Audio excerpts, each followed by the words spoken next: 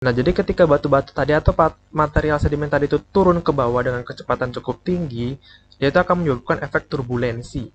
Dalam hal ini, ada arus-arus gitu.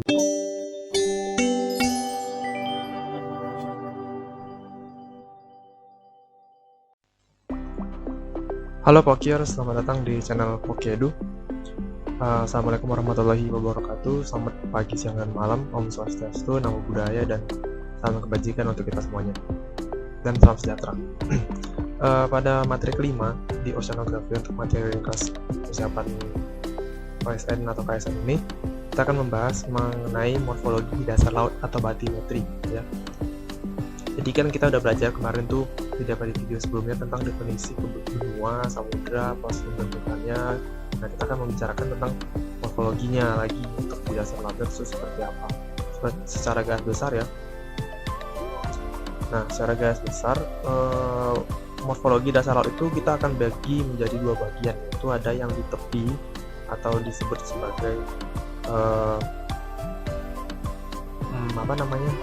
continental margin, dan morfologi dasar laut yang berada di cekungan atau disebut sebagai ocean basin. Nah ini bagian pertama akan kita bahas, yaitu yang bagian ini continental margin, yang daerah sini sama yang daerah sini. Nanti yang daerah tengah-tengah ini dinamakan bagian dari ocean basin ya, atau cekungan samudra. Nah, kenapa ada dua? Di sini ada dua karena bagian tepi benua itu ada nanti yang bagian aktif karena dia ada aktivitas konvergen, sama ada bagian yang pasif, tidak ada aktivitas tektonik dalam hal ini ya, kayak gitu. Nah, jadi tepi benua ya, kita mulai bahas yang pertama bagiannya. Yang pertama itu tepi benua atau continental margin. Yang ini ya, continental margin. Nah ini gedean. Nah, itu merupakan bagian benua yang tenggelam dan zona transisi antara benua dan jangkauan samudra. Bagian yang ini sebenarnya ya guys, yang ini nggak nampak ya bagian ini, yang daerah sini pokoknya. Nah, itu berdasarkan pada kondisi aktivitas kegempaan. Jadi ada vulkanisme juga, ada aktivitas pensesaran. Nah, tepi benua itu dapat kita bagi dua, yang kayak tadi ada bagiannya aktif yang di sini sama yang pasif yang ada di sini. Dan ditandai dengan banyaknya aktivitas tadi, ada kegempaan, vulkanisme, ada aktivitas pensesaran atau ya pergeseran sesar transform. Sebaliknya tepi benua yang pasif yang daerah sini itu enggak dicirikan tuh sedikit lah ya, sedikit aktivitas yang tiga ini gitu. Nah, perbedaan aktivitas tektonik yang menghasilkan perbedaan struktur batuan dan sedimentasi di sepanjang tepi benua, bagian yang daratan benua yang tenggelam itu tepi benua aktif itu dicirikan dengan perselangan yang sempit. Jadi dia itu lebih kecil lah ya. Kalau misalnya yang di bagian pasif itu dia lebih gede. Nah, ini kayak yang ini kan namanya continental shelf ya ini. Jadi kita ngebahas lebih lanjut setelah ini. Yang ini continental shelf-nya itu agak ya lebih kecil gitu lah. Harusnya sini ada continental contoh sini. Nah, gitu. Jadi lebih sempit, dan palung laut ada palungnya, ada trends di depannya gitu. Ada trends atau deep sea trends dan busur kepulauan vulkanik atau island arc. Biasanya ada island arc-nya juga. Kalau nggak ada island arc-nya, biasanya ya dia berasosiasi sama punggungan vulkanik arc atau busur aktivitas vulkan. Kalau nggak island arc ya vulkanik arc yang kayak di pegunungan Andes Amerika Selatan ya gitu. Nah, sementara itu di tepi benua pasif tuh paparannya tuh lebih lebar gitu, pisahnya itu lebih lebar, dan banyak delta yang cukup luas. Terus ada terumbu-terumbu karang juga yang tersebar luas, dan nggak ada aktivitas gunung berapi guys. Contoh ya kayak di Riau, Sumatera Selatan, atau nggak contohnya di Brazil, itu contoh yang paling pas lah ya. Brazil, Argentina, bagian pesisir timur Amerika Selatan, nah itu kayak gitu ya kurang lebih guys. Nah, ini yang aku maksud tadi, bagian yang pertama akan kita bahas yaitu yang bagian pasif margin atau batas kontinental yang pasifnya guys. Jadi dia itu secara umum ya itu ada bagian self break. Ini yang kadang bilang, ada beberapa referensi juga dikatakan sebagai point of breakable. Mungkin udah aku jelasin, mungkin udah aku summon juga ya, ini udah aku mention juga di video sebelumnya, mungkin ada kali. Breakable ini tuh bagian yang paling rapuh guys. Kalau misalnya terkena goncangan atau faktor-faktor arus laut dalam, itu bakalan pecah dan dia tuh bakalan menghasilkan longsoran bawah laut atau marine landslide. Self break ya ini. Kemudian ada continental slope, bagian yang lebih curam, tandain aja dia ya curam lah ya kan, lebih dari 45 derajat kemiringan terhadap horizontalnya. Ada continental rise, ini bagian yang hasil dari sedimen yang rapuh tadi. Hasil sedimen yang rapuh tadi itu dia akan mengalami pengendapan di sini. Jadi di sini ada mengalami peristiwa namanya itu degradasi. Dan di sini terjadi namanya peristiwa agradasi. Agradasi itu kayak pengumpulan hasil akumulasi sedimen yang tertransport setelah peristiwa degradasi. Degradasi itu bagian yang hancur, proses batuan atau apapun itu material yang hancur menghasilkan ya bisa itu mud atau apapun itu ya kan, dalam bentuk sedimen yang belum tersedimentasi gitu lah ya kan. Jadi bentuknya itu udah masih sedimen, belum batuan sedimen atau belum kena proses-proses sedimentasi lah kayak liquidifikasi dan lain-lain, itu belum ya. Nah itu yang ini bagian yang continental shelf atau yang dia cukup ya dangkal ya, sekitar 0 sampai 200 meter ya, sekitar segitu, ini 200 meter di sini. Nah kayak gitu. Kemudian udah mulai masuk abyssal plain dan ini udah mulai masuk ke bagian ocean basin lebih tepatnya, kayak gitu. Jadi yang paparan benua ini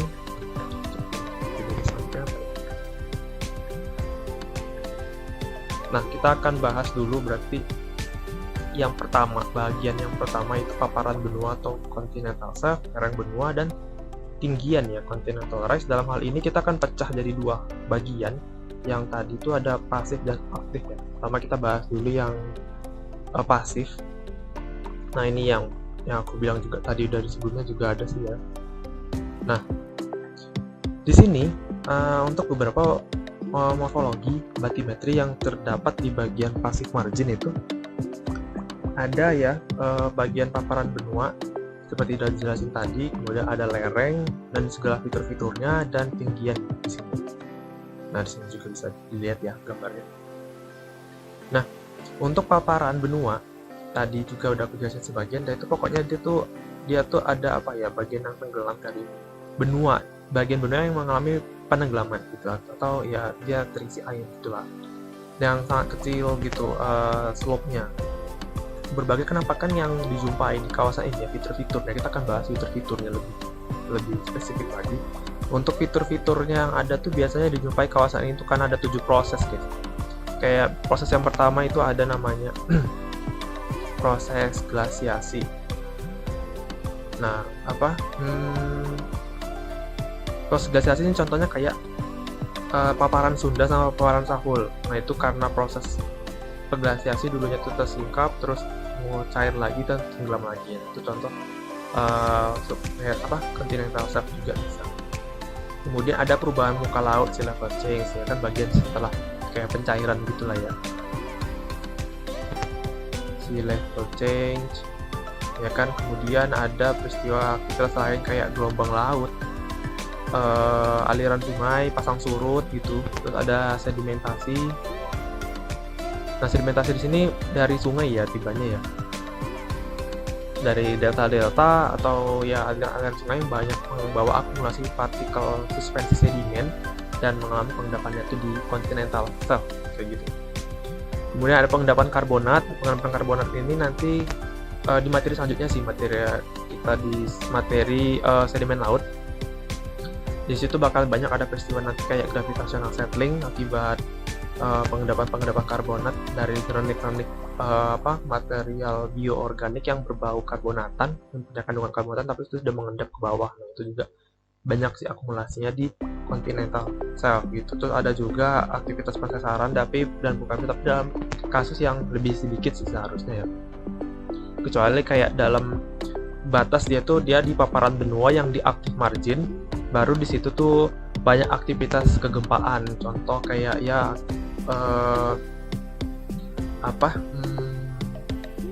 continental shelf yang di dekat Kepulauan Mentawai di pesisir pantai barat Sumatera. Nah itu bagiannya aktif banyak gempa ya, karena di situ ada prisma akresi yang cenderung lebih banyak sesar naik atau thrust fault. Nah, kemudian nanti ada lereng benua. Nah di lereng benua di bagian yang di passive margin ini di situ ada dijumpai bukan fenomena sih, kayak fitur gitu ya, submarine canyon. Submarine canyon itu terbentuk karena adanya penggurusan air. Dalam hal ini air tadi itu membawa partikel sedimen. Jadi sedimen tadi itu yang dibawa sama arus tadi itu menggerus dinding-dinding continental slope. Jika arus tadi itu dominan, konstan dan cukup tidak mengalami perubahan yang signifikan ya, maksudnya dalam artian itu dalam arahnya ya. Jadi dia itu bakal menggerus di satu arah di bagian itu aja gitu. Jadi dia bakal membentuk submarine canyon. Arusnya itu bisa dari permukaan ya, dari sungai atau apapun itu yang dari darat gitu. Nah ini nanti setelah dikeluar dia udah jatuhkan airnya ke bawah ini, terus dia menggerus sedimen di bawah. Nah, nanti sedimen yang di bawah itu akan mengalami pengendapan di bagian continental rise, atau bahasanya itu rise itu kan meninggi ya, berarti partikulat sedimen yang mengalami pengendapan itu akan terus meningkat ketinggiannya. Di sini nanti ada namanya kayak submarine fan. Ya, ini bagiannya kayak agak segitiga gitu ya, kelihatan nggak sih? Nah ini segitiga itu namanya itu submarine fan atau kipas bawah laut ya, kipas ini ya gitu lah pokoknya ya. Nah selain karena faktor dari adanya arus yang cukup konstan tadi, maksudnya dalam artian arus yang ke bawah tadi, itu ada juga karena pengaruh dari namanya itu arus turbidity atau turbiditas atau turbidity current. Nah ini bisa dilihat ya, ini turbidity itu. Jadi ceritanya tuh kayak misalnya itu banyak sih yang memicu turbiditas tuh. Tapi aku jelasin beberapa hal aja ya. Kayak misal yang di sini tuh dari titik point of breakable, bagian yang paling mudah rapuh di sini, ujung ini ya, ada mengalami gempa misalnya atau goncangan yang cukup kuat, dan dia itu mengganggu kesetimbangan Newton. Pasti teman-teman pernah ingat kan di pelajaran fisika kayak benda miring kayak gini, nanti ada gaya dan arah-arah gayanya dan yang sangat-sangat menarik ini ya kan, ingat nggak sih ini ada slope-nya. Nah di situ bakal terganggu keseimbangan gaya normal, gaya berat sama ya gaya percepatan dia ke bawah. Nah itu jadi dia bakalan turun ke bawah gitu, longsor terjadi, namanya itu marine landslide atau kadang bilangnya tuh marine subsidence sih, karena dia turun ke bawah. Jadi itu ini anggap aja sih partikel batuan tadi kan turun ke bawah, breaks due to shock, misalnya gempa atau goncangan. Slum itu dalam artian itu lumpur ya, lumpurnya itu kan dia kan ke bawah terus ya dari sungai di darat. Nah lumpurnya itu terus mengalami apa ya, kayak misalnya inilah ya kan, material itu terus tertumpuk terus akibatnya gayanya itu makin berat ke bawah, jadi dia turun kan, nah kayak gitu banget. Bisa juga karena faktor adanya gravitational settling. Jadi ada istilah yaitu namanya itu gravitational settling. Ini kayak apa ya, kayak partikulat sedimen yang turun ke bawah secara perlahan-lahan karena pengaruh gaya gravitasi lebih tepatnya. Jadi dia itu numpuk di sini terus jatuh ke bawah. Nah ketika dia jatuh ke bawah itu, mungkin aku perlu zoom ya kali, tapi ya di materialnya ada nggak ya? Aku juga lupa guys. Padahal aku yang buat materi. Oh belum ada ya berarti. Ya udah deh, sini aja. Nah jadi itu yang di sini tuh mungkin aku zoom aja ya. Nah ini batuannya misalnya ya. Nah jadi ketika batu-batu tadi atau material sedimen tadi itu turun ke bawah dengan kecepatan cukup tinggi, dia itu akan menyebabkan efek turbulensi. Dalam hal ini ada arus-arus gitu, misalnya gimana ya bilangnya, sini aja deh ya, sini aja susah banget. Nah ini lerengnya gitu kan, ini batuan yang besar tadi. Nah ketika dia turun ke bawah itu Di situ tuh akan ada arus eddy. Arus eddy tuh melingkar-melingkar gitu kan. Nah, jadi ada arus turbulensi di sekeliling batu tadi yang turun ke bawah dengan kecepatan yang cukup tinggi hingga menimbulkan efek gangguan keseimbangan arus di depannya gitu. Jadi arus-arus ini yang menyebabin apa ya, kayak gejolaknya itu lebih kuat gitu loh. Jadi kayak nanti dia setelah di beberapa titik gitu, arus-arus yang ada di sekeliling tadi itu akan menggerus partikel-partikel yang di sekelilingnya sehingga menyebabkan ada akumulasi sedimen baru yang dibawa sama arus tadi, dan seiring juga batu tadi tuh hancur gitu. Nah, jadi rusak karena adanya arus turbidity. Nah, ini jadi nanti hasil endapannya itu ke bawah gitu. Ini bisa kita asosiasikan kayak pyroclastic flow ya, atau enggak pyroclastic surge di aktivitas vulkanik, jadi kayak awan panas gitu bentuknya. Nah, nanti hasilnya itu dibentuk sama endapan, namanya itu endapan turbidit. Nah, endapan akibat arus turbiditas. Gitu guys ceritanya ya. Nanti timbullah continental rise karena dia akan semakin tinggi gitu, endapannya semakin banyak. Nah, itu ya. Berikutnya ini bagian bentuk yang ada di continental margin, bagian yang aktif margin. Jadi di situ bakalan banyak aktivitas kegempaan. Ini contohnya aku ambil di pantai barat Sumatera, ya. Nah, bisa kita lihat di sini komponen morfologi yang dominan terbentuk itu ada palung. Lebih jelasnya tentu ada palung, di sini ada trench. Ya kan, ada trench di sini. Nah, di sebelah trench itu ada namanya itu prisma akresi, tapi nggak semua aktivitas konvergen sih menghasilkan ini ya. Contoh kayak nggak menghasilkan prisma akresi itu kayak zona konvergen di Amerika Selatan.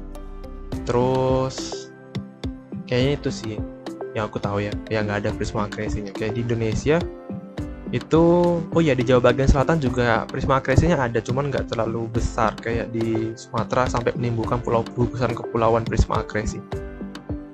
Nah, ada prisma akresi. Jadi di sini ada accretionary prisms. Jadi di situ bakalan banyak aktivitas sesar naik atau dikatakan thrust fault ya. Nah, sesar naik ketika lempeng tadi itu terus menunjam ke bawah, segmen-segmen ini, segmen blok lapisan tadi itu bergeser, mengalami penaikan sesar naik gitu, dan menyebabkan gempa bumi. Nah, itu lebih jelasnya kayak gitu. Tapi secara jelasnya yang paling kentara banget sih cuma ada palungnya doang sih, itu aja. Dia udah setelah continental shelf, di sini misalnya continental shelf, dia tuh langsung turun slope-nya itu dengan cukup kuat lah gitu ya kan, sampai ada palung gitu. Nah, gitu. Dan sini tuh endapannya gimana ya? Tetap endapan tuh terjadi karena gimana pun juga sungai-sungainya itu kan tetap membawa akumulasi sedimen. Nah, tapi sedimennya itu langsung masuk ke bagian bawah gitu. Jadi langsung mengalami perubahan metamorfisme. Kalau misalnya batu tadi itu dari marmer ya, dia berubah jadi marmer. Batu tadi gampingan gitu kan, berubah jadi marmer misalnya. Dan lain-lain, kayak misalnya batuan tadi itu banyak mineral kuarsa, dia juga berubah jadi kuarsit kayak gitu. Pokoknya material-material sedimen yang terakumulasi masuk ke bagian trend, terus dia masuk ke bagian penunjaman, dan itu mengalami perubahan jadi metamorfisme, jadi batu metamorf lebih tepat kayak gitu sih. Nah, ini kayak bagian-bagian yang umum lah ya di materi morfologi bagian tektonik. Kayak misalnya ada back basin, fork basin. Kayak misalnya fork basin itu yang ada nih, fork basin tuh di ini ya, nanti back basinnya itu ada di sebelahnya gitulah pokoknya. Oke, kita lanjutkan. Nah, ini jadi setelah kita ngebahas tentang paparan benua, selanjutnya ada lereng benua juga, dan juga tadi ada tinggian benua juga ya. Kemudian berikutnya kan kita bahas tentang ocean basin. Nah, bagian ocean basin ini bagian yang pertama kita bahas, yaitu mid oceanic ridge. Sebelumnya juga ini udah pernah aku mention, juga udah pernah aku sebut morfologi yang umumnya terbentuk di mid oceanic ridge atau punggungan atau ya pematang tengah samudra itu, contoh kayak ada banyak simon atau nggak banyak simonnya tergantung dari kecepatan dia mengalami perekahan atau divergen. Nah, di sini ya kan, di kayak ini ada dua, ada bagian sebenarnya ada dua apa ya, ada banyak tipe yang banyak apa penyebutan gitu.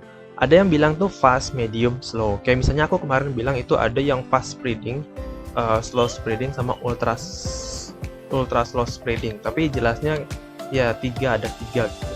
Kadang juga ada bilang tuh dia fast spreading, intermediate, kadang dibilangnya intermediate spreading, sama ada slow spreading gitu. Tapi ya kurang lebih kayak gitu, ada tiga jelasnya. Nah kayak gini yang pertama kayak yang di fast spreading. Karena dia akumulasi konveksi cukup kuat, nah dia ya harus konveksi cukup kuat. Jadi untuk terbentuknya gunung laut atau siman itu dia cenderung lebih apa ya, karena saking cepatnya itu keluar, dia tuh kayak ya udah gitu lambat gitu kebentuk apanya materi apa lapisan-lapisan magma yang membentuknya gitu. Jadi bisa sih terbentuk tapi nggak banyak, kayak yang di bagian medium atau di slow. Nah kalau yang di medium, magma itu terbentuk mulai agak lambat, maksudnya dalam artian pemekarannya itu mulai agak melambat gitu kan. Nah jadi mulai terbentuk banyak gunung api. Kemudian di slow atau di ultra slow spreading, di situ magmanya itu sudah terdiffuse atau banyak perekahan, kayak karena tuh dia lambat, jadi tabung magma atau bagian leher magmanya itu masih ada gitu kan, masih ke bawah gitu. Terus itu juga bentukannya itu agak lebih landai, dalam artian dia tuh punggungnya itu nggak terlalu tinggi kayak dibanding di fast spreading ini kan tinggi. Kalau yang di ultra slow atau di slow atau di medium itu dia nggak terlalu lebih tinggi daripada yang di fast lah gitu. Nah jadi otomatis karena banyak seamount ini, nah magmanya itu terus-terusan keluar karena tabung magmanya atau leher magma, apa sih bilangnya ini, pipa magma ya aku bilangnya ya, itu dia tetap nyala, jadi dia tetap apa ya, kayak ya dia tetap menghasilkan erupsi kayak gitu. Nah ini contoh apa ya, gambar citra. Nah yang di sini ada slow spreading, misalnya kecepatannya itu anggap aja yang paling tinggi ya 5 cm per tahun. Terus ada yang intermediate atau yang tadi medium, atau juga aku bilangnya sini slow spreading, ini sekitar 9 cm per tahun. Kemudian yang fast spreading itu sekitar 18 cm per tahun. Bisa kelihatan kalau misalnya bagian yang tipe morfologi yang terbentuk ya, bagian morfologi gunung api yang terbentuk di mid oceanic ridge di bagian slow spreading itu dia biasanya ini atau ultra slow ya, tandai bedain gitu ya, hati-hati. Ini aku bilangnya slow atau intermediate, ini fast ya. Nah itu banyak gunung-gunung api sentral, bentukannya itu kayak bentukan strato look like gitu lah ya kan. Nah ada juga inner wall dan lain-lain, dan itu ini bentukan punggungannya itu enggak terlalu curam. Nah gambarnya kayak gini ada di bagian punggungan Pasifik Timur ya, jadi bisa kelihatan dari citra dam atau elevasinya, ini warnanya nggak terlalu apa ya, kontras gitulah. Kemudian yang di intermediate spreading, dia mulai terbentuk karena udah mulai agak cepat gitu ya, jadi dia gunung apinya berbentuk sentral juga, dan tapi dia mulai apa ya, kayak memanjang, mulai terbentuk erupsi linier gitu. Nah kalau yang di fast spreading dia mulai terbentuk central shield volcano, dan bentukannya itu erupsi linier atau sepanjang garis itu dia merekah, magmanya itu terus-terusan keluar. Nah ini sepanjang dia merekah, magmanya itu terus-terusan keluar. Beda sama yang di slow spreading, dia bentukannya tuh kayak pointing gitu, kayak gunung api bawah laut lah ya kan, dominannya kayak gitu.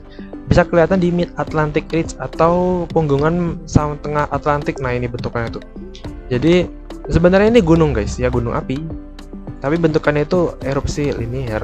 Kalau yang di sini bentuknya itu ya kayak misalnya aku bisa bilang ini sebagai bentuk jerawat-jerawat lah ya kan, atau siman-siman kecil.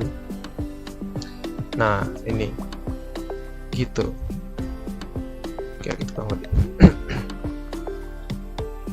Nah ini kemudian kita bahas lagi tentang, setelah tadi bahas oceanic, kita mulai geser ke bagian abyssal plain.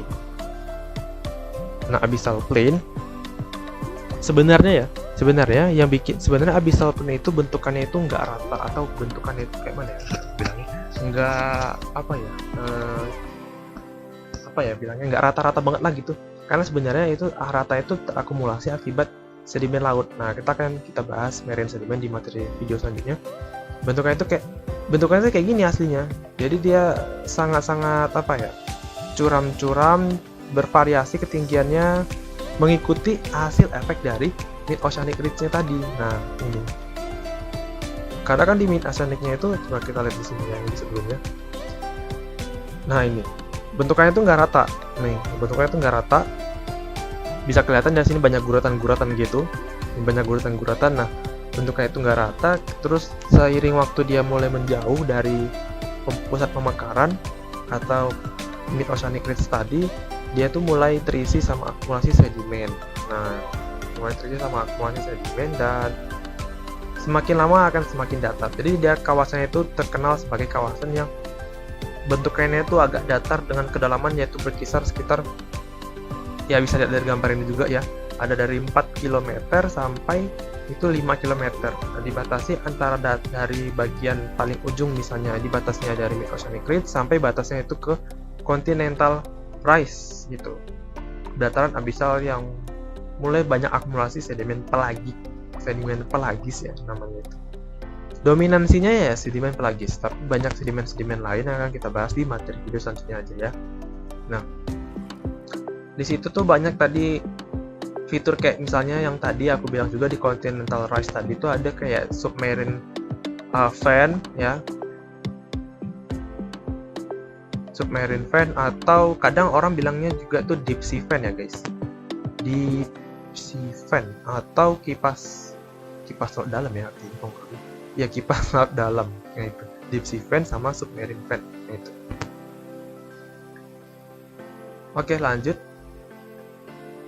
Nah, selanjutnya kita akan mulai apa ya, membahas beberapa komponen morfologi yang mulai spesifik. Contoh yang pertama kita bahas itu ada perbedaan antara seamount dan guyot. Nah, bisa kelihatan di gambar ini, seamount dan guyot itu bisa aja terbentuk misal dari peristiwa sunspot atau juga dari seamount yang terbentuk dari mid oceanic ridge atau more ya. Jadi seamountnya itu terbentuk misalnya dari ada dari hotspot sama ada dari more ya, mid oceanic ridge sama hotspot. Nah, contohnya aku ambil yang bagian pertama itu dari hotspot. Misalnya ini hotspot dari gugusan pulau di Hawaii ya, ada Mauna Kea, ada Mauna Loa ya. Nah, jadi ketika erupsi tadi itu keluar, erupsi sentral tadi itu keluar, jadi magmanya itu membentuk formasi gunung api kan. Nah, formasi gunung lah dalam bentuk ya gunung. Nah, itu kita katakan sebagai seamount karena letaknya di laut, yang gunung laut. Bentukan awalnya itu ya kayak gini guys, bentukannya ya kayak biasa gunung yang lancip itu.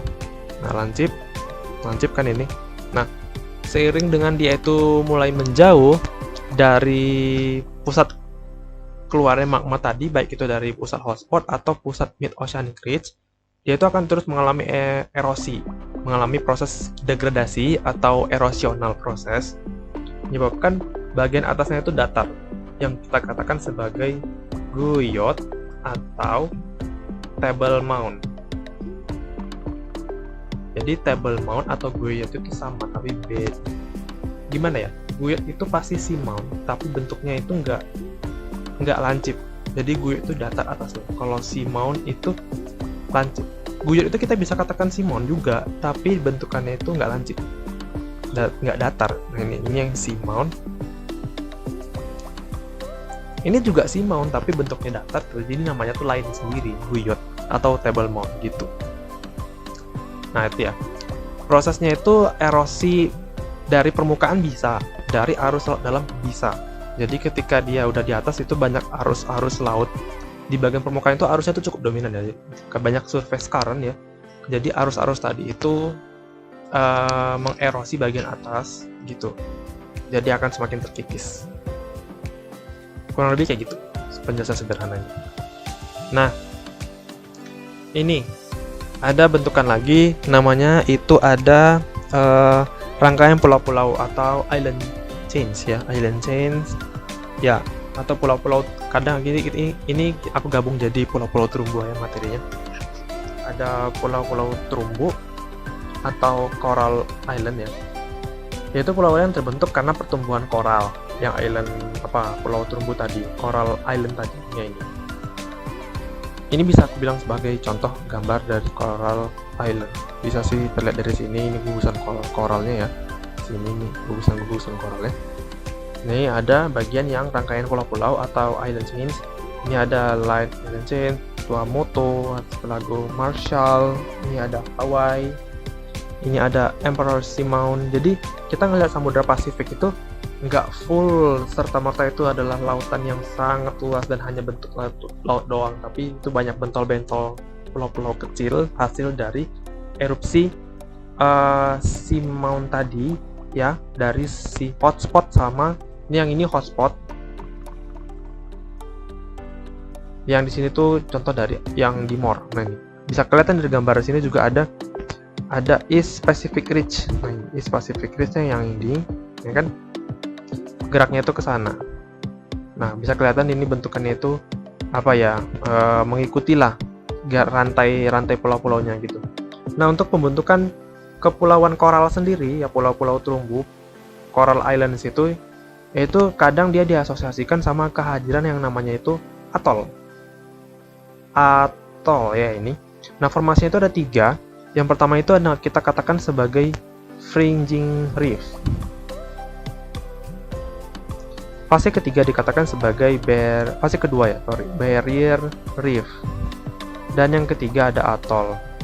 Sebenarnya yang pertama itu ada fase namanya itu volcanic island. Nah, tapi karena ya sangat kecil jadi nggak disebut.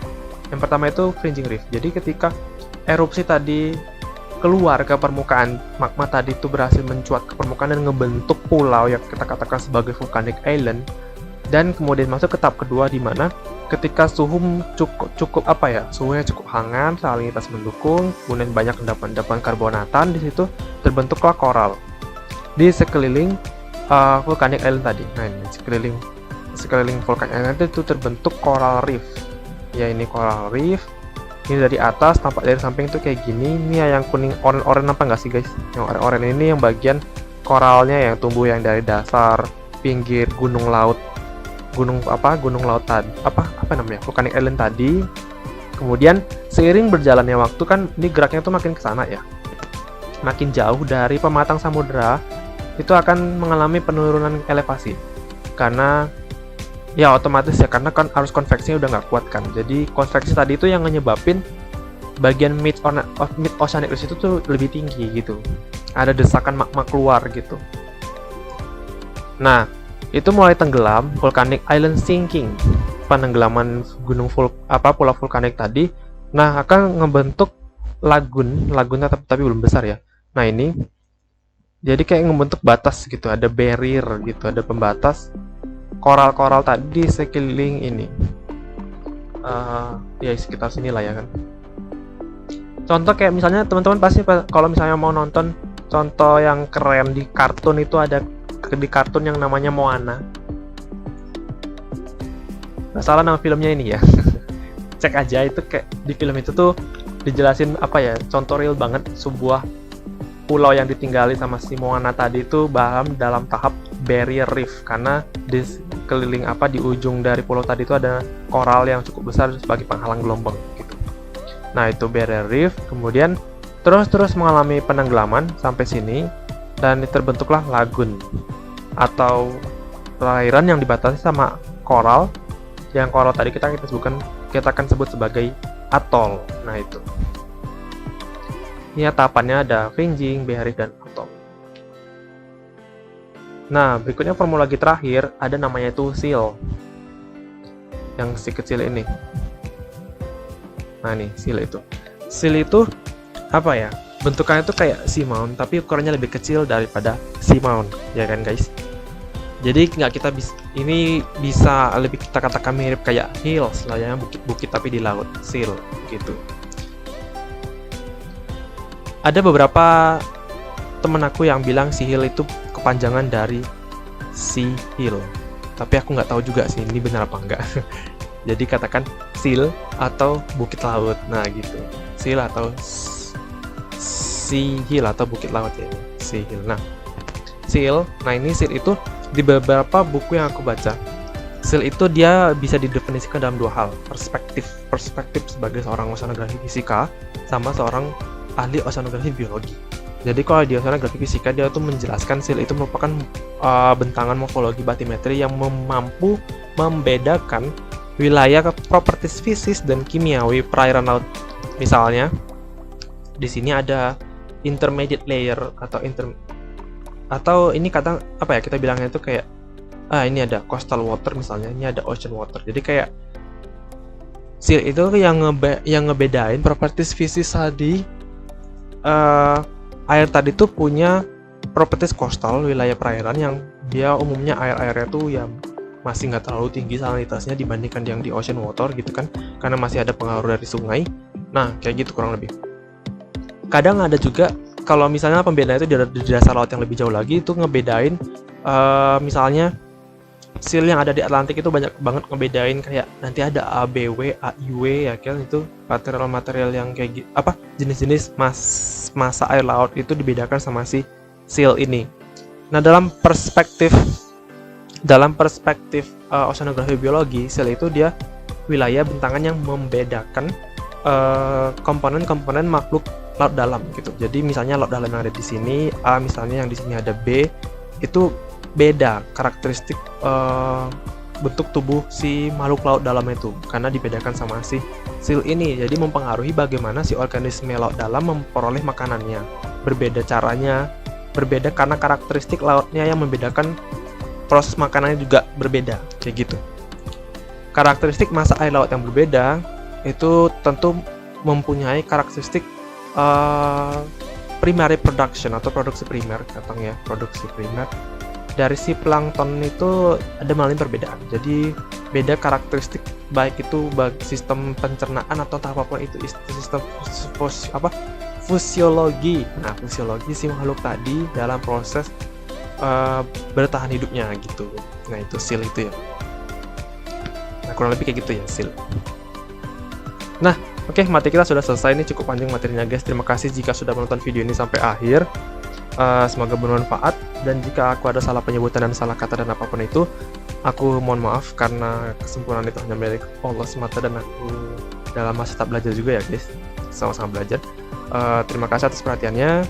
Sampai jumpa di video selanjutnya. See you in the next video. Wassalamualaikum warahmatullahi wabarakatuh.